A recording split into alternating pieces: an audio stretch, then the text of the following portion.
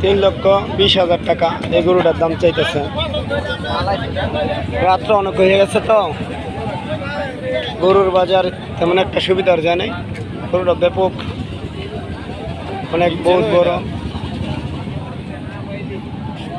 বাজারে প্রচুর গরু রয়েছে।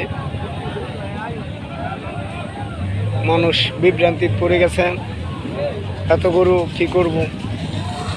তারা 2-3 হাট পাইল, বৃষ্টির কারণে গরু বেশি একটা কিছু করতে পারে নাই।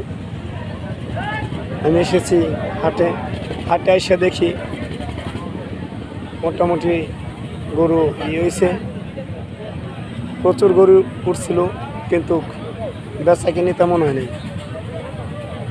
গরু সবাই ফেরত নিয়ে গেছে। গরু বেচা কিনি যেটি হয়েছে এটি এলাকার লোকজনেরা নিচ্ছে মোটামুটি অনেকেই।